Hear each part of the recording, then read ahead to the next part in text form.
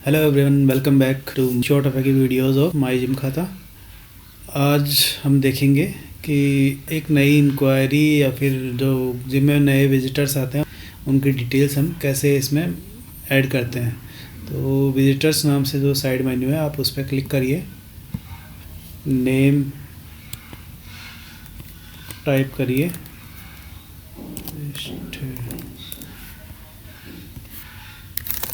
Contact number type करिए, tentative start date, जिस date से वो स्टार्ट करना चाह रहे हैं अपनी जिम का सब्सक्रिप्शन, आप वो डेट एक मेंशन कर लीजिए।